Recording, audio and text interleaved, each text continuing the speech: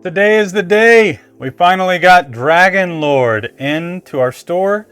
And I know that some people have already been getting their hands on these bad boys at Gen Con. So I figured this would be a good time to go ahead and do a quick box opening video and see what foil we get. And honestly, what other cards are in this set. I think we've only had four or five cards spoiled so far. I can't remember. I know there are, well, including the Dragonlord, and these two here, maybe 6 or 7 cards spoiled. I'm excited to see what other cards are in the set. So here we go. I have never opened one of these before, so this is the first time for me. That's cool. The artwork is so amazing on this thing. It has this little magnetic flap. Very nice. Ooh, there it is. All right, that's so cool. It's got the little D in there. Is there anything under here? Nothing under there. All filler. A bunch of empty air, empty space. All right, so that's that. Let's take a look at what we got here. Look at that. What is this? Scan to find out more, edbeardjr.com. So yeah, Ed Beard is the sole artist for all of the cards in this set. How do we want to open this without damaging the cards? I guess we'll just tick at it with our fingernails.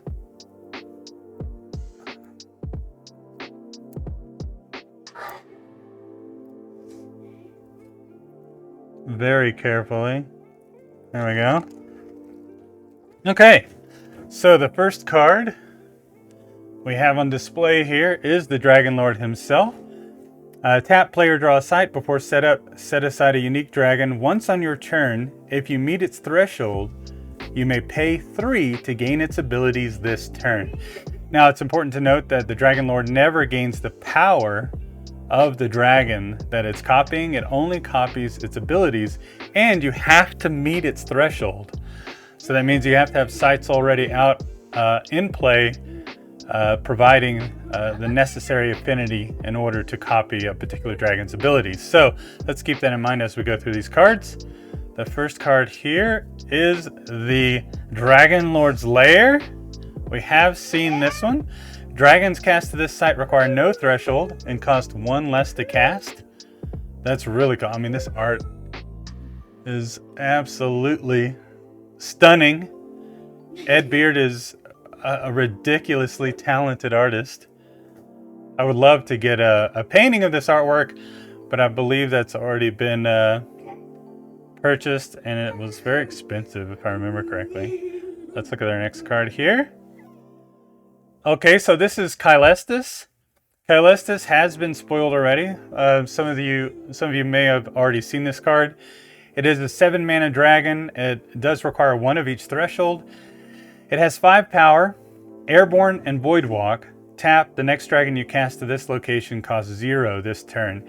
Now this is a card that I was talking to with a couple of people on Discord recently, and we were kind of discussing how I don't really think that Caelestis is a necessarily a strong dragon. Like, honestly, even to play in your deck, it doesn't really do enough for me. It's 7 mana. It starts with 5 power, and its ability is a tap ability. You can play it in the void, which is really cool, but the tap ability, if you play it in the void, then you'd have to play a site under it to then use its tap ability to be able to play a dragon that's not in the void. That could be interesting, but then for 2 turns, Caelestis is not doing anything except potentially blocking. And then the Dragonlord, if the Dragonlord wanted to copy the ability so that the Dragonlord could tap and then cast the dragon for 0, you would need to have a dragon in your hand. You would need to be able to meet Caelestis' threshold. So we're talking about probably, usually you'd only be able to do this on turn 4 because you also have to be able to tap the Dragonlord. So turn 1, 2, and 3, you spend your time building up your threshold. and your mana. And since you have to tap the Dragonlord, then after turn 3, unless you have a core, you could play a core and get Threshold from like Color Out of Space or something like that, and you could do this on turn 3. But usually this is going to happen on turn 4. So at the earliest, normally turn 4, you'd be paying 3 mana to then tap the Dragonlord and then be able to cast the dragon for 0. That's not super efficient. But we'll see what the rest of the dragons look like before we make a final judgment on that. And again, like Caelestis in your deck as just a normal dragon, like I think that we just need a whole lot more dragons in sorcery before we can say that Caelestis is an actual playable card at a competitive level. So our next dragon here, or our next card is, oh, I've not seen this one. This is beautiful. What is this? Xeraphine? I don't know if you would pronounce the X here as a sh, maybe like Xeraphine or Xeraphine. We'll say Xeraphine? Conrule? I'm gonna have to look up how to pronounce that one. Look at that card. Xeraphine Conrule. I'm not sure. 7 mana, 2 fire, 2 water, 5 power. Unique beast kindles the life of dragons. Airborne. At the end of your turn, you may choose 3 of your dead minions, banish 2 to return the remaining 1 to your hand. Wow, that is cool. 7 mana for 5 power. The rate is not amazing, but immediately at the end of your turn, you get to return a minion to your hand. So you can, say, recycle a dragon into your hand.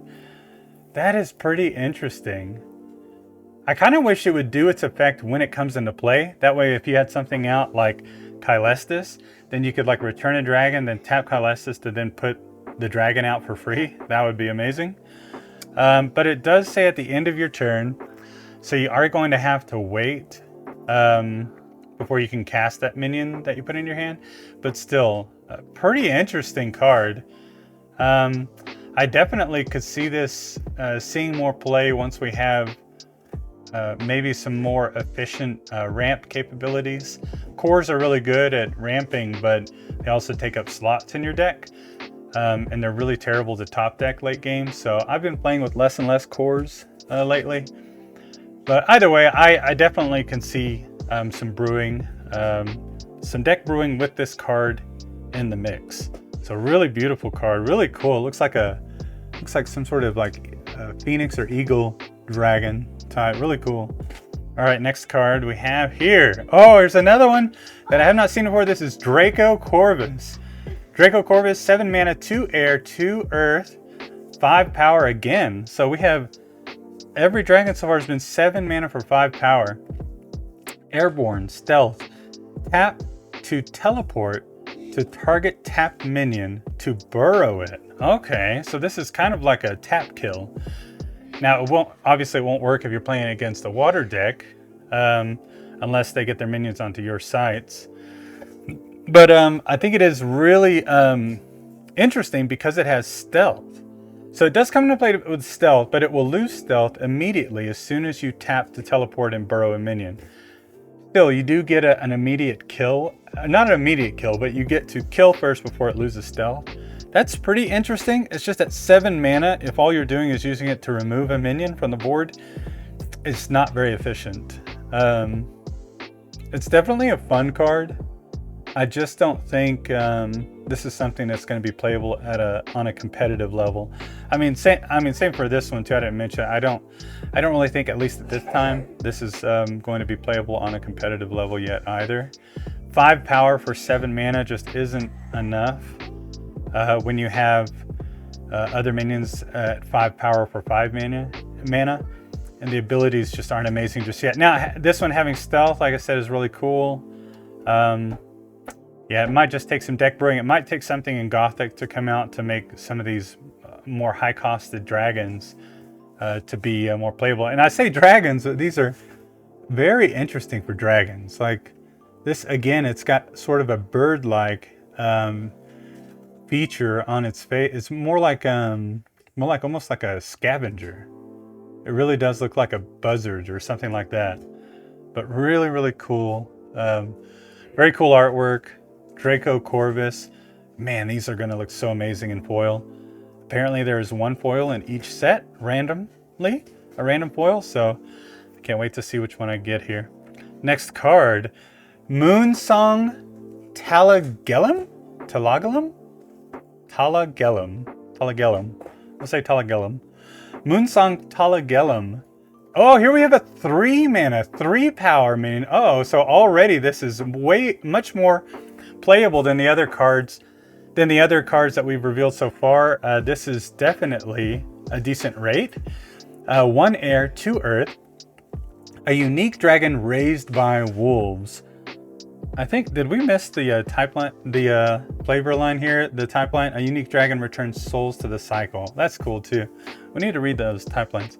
So unique dragon raised by wolves. Airborne. Airborne, 3 for 3 and airborne counts as gray wolves and has +1 power for each other gray wolves nearby. Oh my gosh, this is funny. Well, that's pretty narrow, unfortunately. Oh geez. That's pretty narrow, unfortunately, but airborne 3 for 3, that is good in its own right. We've seen, I mean, you know, we do have the Pegasus, that's 3 mana for 3 power, airborne. We've seen that played competitively. Obviously, this is not going to be slotted into any Avatar of Air deck requiring double earth threshold and single air. I guess if you do have a heavy earth Avatar of Air deck, this could be like your 5th Pegasus if you really want 5 Pegasi, especially going into a format that's going to have a 60 card spellbook minimum. Maybe. Yeah, it is a little bit unfortunate that it is so narrow. It only works with Grey Wolves decks, but it is interesting. Counts as Grey Wolves and has +1 power for each other Grey Wolves nearby. So if you combine this with the Dragonlord, obviously this would be a pretty interesting Grey Wolves combo here. But I think Sorcerer is probably just going to be better. Sorcerer is just going to be drawing more Grey Wolves that you can play with. Sorcerer is good at refilling your hand if an opponent kills off all of your Grey Wolves. So if you don't remember, Grey Wolves are 2 mana for 1 power, and they gain +1 power for each other Grey Wolves nearby. So yeah, interesting card. I'm not much of a Grey Wolves deck fan myself, but this card definitely goes into those decks if you are. So next card we have here, and the artwork, again, a beautiful artwork, very cool with the dragon, the ice-looking dragon howling at the moon. That's funny.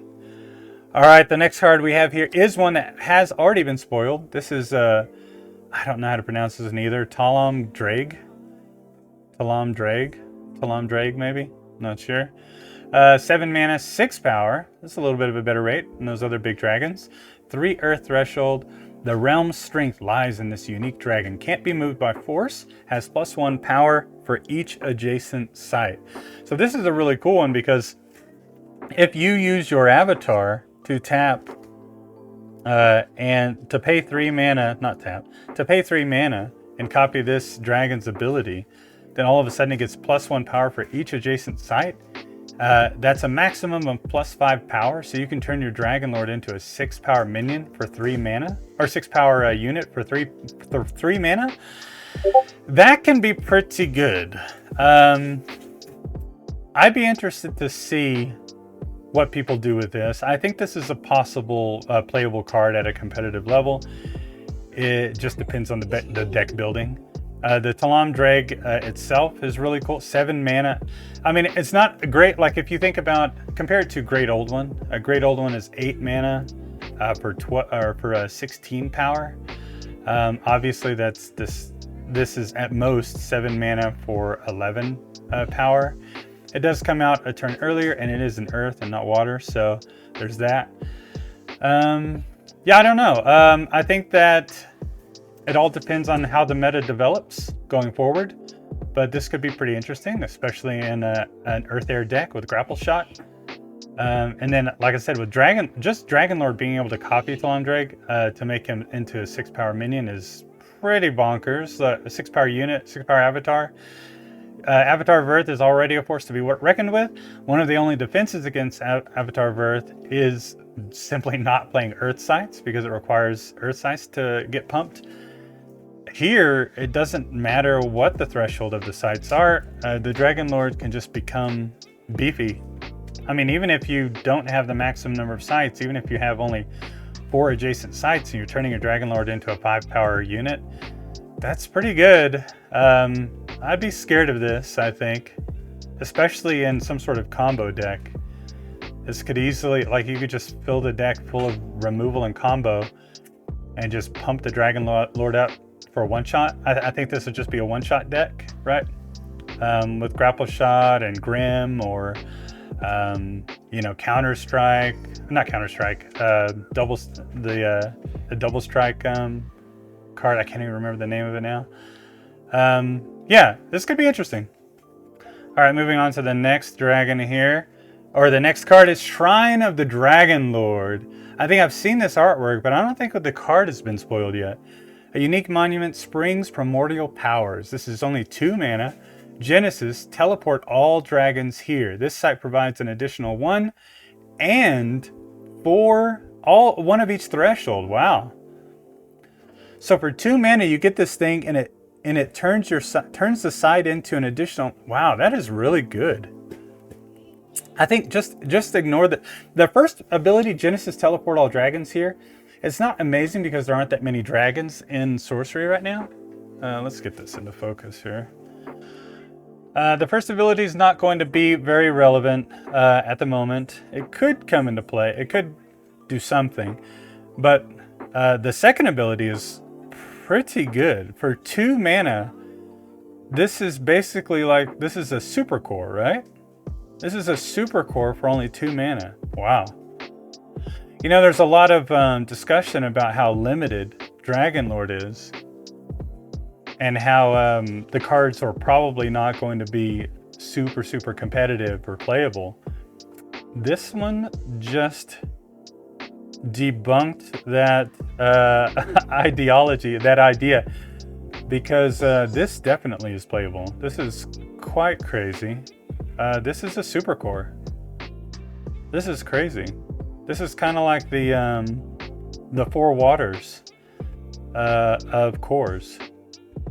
This site provides an additional 1 and 1 of each threshold. Jeez. This is easily a playable card. And it's in this highly limited set. We need a reprint. We need a reprint. Everyone demand a reprint. This is a crazy good card. What the heck? I can see this being played in many decks. Any 3-color or 4-color deck. Now, you can't fetch this with Highland Princess. That's the only downside. But, I mean, it... Oh, also, it says it's not quite a super core, right? It says this site provides an additional 1. And then the threshold. So, it immediately provides a threshold, but you don't get the mana as soon as the shrine comes into play. So that is another downside. You do have to wait until the next turn, because sites only provide mana at the start of your turn and when you play them. And this artifact is not actually providing the mana. But here's an interesting thing. Oh, I actually missed it. A unique monument springs from primordial powers. So you could play this as a monument at some protected site, maybe further away from a dispel or disenchant. And you don't have to carry it, and it can't be carried away because it's a monument. That's cool. So there's an upside to offset maybe one of the downsides. Pretty cool. This is a great card. All right, next card, Kairos the Archivist. Now, we've seen this artwork, another beautiful artwork by Ed Beard. I don't think that the card has been spoiled yet, though. 7 mana for 3 power. A unique dragon, automaton, turns back time. Genesis, archive the state of the realm. What does that mean? Archive the state of the realm. Deathrite, return all archived cards to their recorded state. Wow, that's cool. What? Then banish Kairos. So Genesis, archive the state of the realm. Deathrite, return all archived cards to their recorded state. Now it's interesting it says return all archived cards. I'm assuming you're not like removing the cards Archive the state of the realm. Just archive the state of the realm. Just return all archived cards to their recorded state. I think it's just check out the state of the game, where everything is. I guess you take a picture with your phone, I guess. And then when he dies, then you get to return all cards, basically all the state of the realm. I wonder if the realm only applies to cards that are currently in play and not cards in the cemetery. I'm assuming that's the case. That would be pretty complicated if you had to like return cemeteries to their original state or to their previous state. I think this is probably just the realm itself, just everything in play, and then return all the sites. So return all archived values to their recorded state. I don't know. Maybe it does. Maybe it does. I think it would have to include the cemetery, right? I don't get it. I don't really get it because, like, if you return all archived cards to the recorded state. Oh, only the archived cards. So if you play a card after you play this, you don't return that card to the player's hand because that was not archived. You are archiving the state of the realm, but then it says you only return the archived cards to their recorded state. Interesting. So you just, whatever cards were currently in the realm, those move back to where they were. But then what if somebody plays an earthquake on sites and then one of those sites was played after you archived the realm? Then it can't go back to its original location because there's a new site in its place. If someone earthquaked and moved one of the sites that was archived and swapped it with a site that wasn't archived. This one's going to take some rules clarifications for sure. But 7 mana for 3 power? I would like to know if it removes cards from the realm from play that were not in play. If it doesn't do that, then I don't see how this is a playable card. So maybe it must? Because like otherwise it's just like a bad card, I think. Return all archived cards. It depends on how they define realm. If realm is defined as including your hand and your cemetery and your spellbook, I don't know how you could do that. I don't know how you could archive the spellbook and return that back. This is very complicated. I'm definitely going to need some rules clarification. All right, moving on to the next card, Cradle of Athereum, or Athereum. Cradle of Athereum, 2 mana, a unique relic, and hope of an ancient race. Anytime during your turn, you may look at your next spell. You may cast dragons from the top of your spellbook here for 1 less. So this would be a good card if you could build a dragon deck. You can't build a dragon deck right now. It's a unique, so most likely you're going to see this card when you don't care about it. You're going to see the dragons when you don't have this card. There just aren't enough dragons in Sorcery right now to make this card playable. So, I mean, it does let you look at your next spell, right? Maybe that's relevant for certain decks, certain, I don't know, strategies. I can't think of any that would care about wasting a card for that ability. So if the first ability lets you scry and put the card on the bottom, then, you know, we'd be in business here. I wish it did that. But as it is, I don't think this is playable at the moment until we get more dragons. Next card. Oh, here's a new one. Oh, no, this is not the new one. This is the one on the back, correct? Yeah, we already have this one. Airborne movement +1. Whenever Adtonitum stops, she may deal 3 damage to another random unit there. So it's 7 mana for 6 power, triple air, Adtonitum. A unique dragon leaves thunder in its wake. Airborne movement +1. Whenever it stops, she may deal 3 damage to another random unit there. I don't like it. I don't like it because if you're moving and you're stopping, you're probably attacking. So, well, I guess I'd have to look at the rules. Like, does this deal 3 damage and kill a thing, kill a minion before it has a chance to block? I guess so. I'm assuming that's the intent. So this means you can attack and then like kill a small thing there that's ready to block. That could be interesting. 7 mana for 6 power though. I don't know. 6 power airborne movement +1. Again, I think we just need a little bit better ramp, or a little more efficient ramp, maybe minions with ramp. Something to give us mana that doesn't gum up the deck with unplayable cards in top deck mode. We'll see. Adtonitum, it's a cool card. It's just, you're talking about 7 mana and air. Air is a bit more of an aggressive color. It's either an aggressive element or it's a support element. And with triple air threshold at 7 mana, you're playing like a big air deck, like a deck that focuses on air, that goes into the late game. You're probably not playing sorcerer. You're probably playing something like druid. I don't know. I guess let's consider this with Dragonlord. The Dragonlord can pay 3 to get airborne movement +1. When it stops, Dragonlord can deal 3 damage to another random unit here, there. Now that is pretty interesting. Okay, I like that. So you're paying 3 mana to deal 3. That's cool. 3 mana, give your Dragonlord +1 movement and airborne? Okay, I like that. So this is a good combo here. Good pair up. That's cool. I don't think this is necessarily that playable on its own, but this little combo, I love that. So Dragonlord, again, looking pretty decent combined with some of these dragons. But I think because he can be so good combined with these dragons, some of these dragons feel like they're just a tad bit underpowered. They were kind of forced to make them a tad bit underpowered. Next card we have here is Ignis Rex. Now we have seen this one already. This is the card that most people think was the best dragon spoiled so far. 7 mana for 6 power, triple fire threshold. A unique dragon of Purifying Flame, airborne, immune to fire damage. Once on your turn, discard a fire card. Deal 3 damage to units at target adjacent location.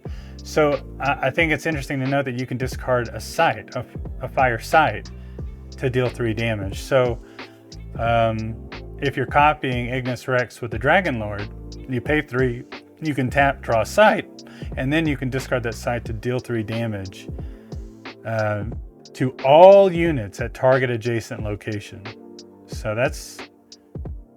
Oh, you don't even have to tap, actually. It's once on your turn, discard a fire card. Yeah, I keep saying tap, but you just pay 3.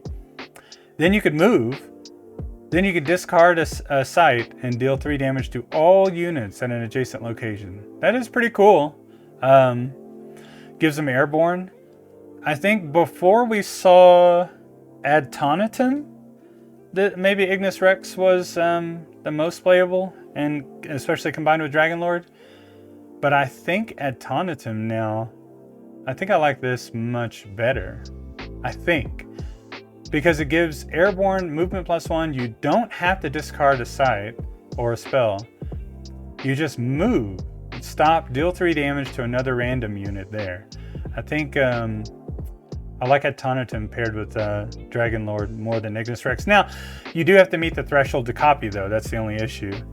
You have to meet the threshold of these dragons with the Dragonlord in order to copy. So, depends on which color you're in with your deck construction. But really cool card, Adtonitum. This is another cool card, Ignis Rex. Both Adtonitum and Ignis Rex are like, they're fun cards. They're semi-playable, you know, in competitive. I would personally never play them in competitive like with the cards we have available now. Maybe Gothic will change that. But they're just the triple threshold, the really high cost. It's just not quite enough for me. Next card, ooh, I haven't seen this. 7 mana, triple water. Man, the water cards look so good in Sorcery. Some of these cards are so beautiful. And honestly, we haven't even talked about this, but the print quality is pretty darn good on these cards. The color, everything looks nice. Yeah, this looks really good. 7 mana, 6 power. A unique dragon of worldly deluge. Submerge. At the end of your turn, you may submerge all minions and artifacts here. Oh, that is good. Ooh, I like this one. I think I think this is probably the first dragon that I feel like is actually playable. Legitimately playable with the current cards that we have in Sorcery. I would totally play this. Vatn Draconis? Vatn Draconis? 7 mana for 6 power. That's pretty on curve with big water minions. Submerge at the end of your turn. You may submerge all minions and artifacts here. That's just very good. I mean, if your opponent, it can kill a minion immediately. If your opponent has attacked you, they're already on one of your, they're already in your body of water, on one of your sites.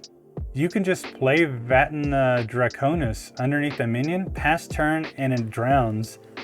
I'm assuming that they don't have a minion that has Submerge, it would kill that minion. And honestly, even if it did have Submerge, now it's down in the depths with the Vatn Draconis. So if it tried to attack the surface, you could just block. If it tried to run away, you could chase it and kill it. This is a really cool card. Another cool thing about this card is if you're playing against something like Battle Mage, and the Battle Mage is like souped up with a couple of artifacts, and he's attacking you, you just play this under the Battle Mage and immediately take the Battle Mage's Grim Guisarm or Screaming Skull or any cores that the Battle Mage has. This is a playable card for sure. I love this card. I'm excited to give this a try. Vatn Draconis. Dude, that is so cool. Unfortunately, it doesn't pair well with Dragonlord, but I think maybe that's why it's a bit more powerful than the other dragons, because the avatars cannot submerge. So now it does. Oh, I mean, it does say. Oh, I'm sorry. You don't have to be submerged. At the end of your turn, you may submerge all minions and artifacts here. That's pretty cool, actually. Never mind. This could pair with Dragonlord. Would you do it though? Would you care to do it? Maybe. At any point in time, you could just move your Dragonlord onto a site that's water and then kill the thing there. Maybe. It's just that in water, you're spending so much time tapping to draw and play sites. You're not really moving around. Now, there's a lot of mobility with water, like Undertow and Riptide. So yeah, for 3 mana, you basically get a super drown, really. It's like a Stormy Seas, actually. So for 3 mana, you get a Stormy Seas effect on your avatar. That is pretty good. That is really good. That's cool. Vatn Draconis, star of the show so far for me. Oh, here we go. Here's the foil. Now, I'm so sad to see that it's Cradle of Athereum, though. This is kind of, to me, probably the worst card out of all the cards right now, anyway. So that kind of sucks, but still, beautiful foil. What do we have in here at the back card? Done. All right, beautiful foil. Very cool artwork. The card itself is just not actually playable. I don't think in any deck, no matter what. You can't even copy it with the Dragonlord, so that's unfortunate. But still, thank you guys for watching. This was our first box opening of Dragonlord. I think we'll do one more, maybe tomorrow or the day after. But there you go. Bye.